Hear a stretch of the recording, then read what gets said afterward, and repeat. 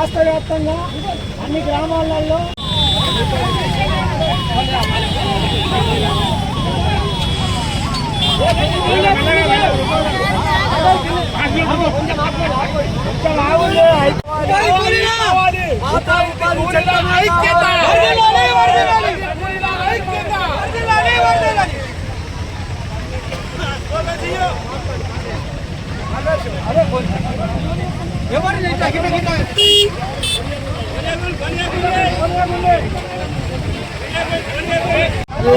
BBG Ramji చట్టం రద్దు చేయాలా, పాతది మహాత్మా గాంధీ ఈజీఎస్ పథకమే కావాలనేది కూలీలు కోరుకుంటున్నారు.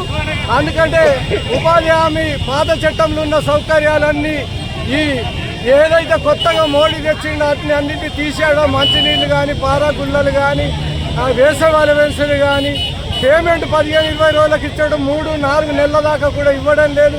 2 సార్లు ఫోటో పెట్టి ఎండలో చంపుతున్నాడు అలా చేన్లలో మహిళలు కూలీలను. కాబట్టి దీన్ని వ్యతిరేకిస్తూ ఈ మోడీ తెచ్చిన ఏదైతే కొత్త పథకమో దాన్ని రద్దు చేయాలా, పాత చట్టాన్ని అమలు చేయాలనేటువంటిది ఆదిలాబాద్ జిల్లా ఉపాధి కూలీ కార్మికులు కోరుతున్నారు.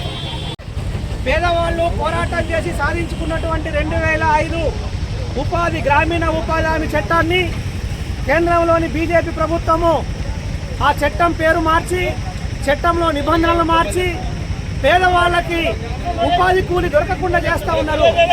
2 సార్లు ఫోటో దిగాలనే పేరుతోని ఫోటో క్యాప్చర్ కాకపోతే ఒక పూట పనిచేసినా ఇంకో పూట వేతనాలు వేయడం లేదు. అట్లనే కనీసం త్రాగడానికి నీళ్లు కానీ, ఉపాధి హామీ కూలీలు వడదెబ్బతో చనిపోతే నష్టపరిహారం కానీ ఇట్లాంటి ఏమీ లేవు. దాంతోపాటు ఉపాధి హామీ పథకంలో అనేక జాబ్ సోర్సెస్ ఉన్నాయి.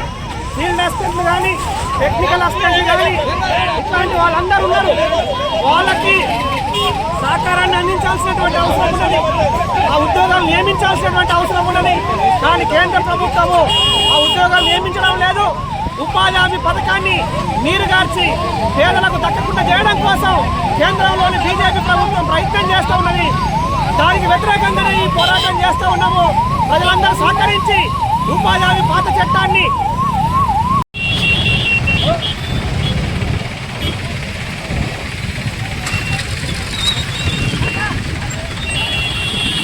రిపోర్ట్స్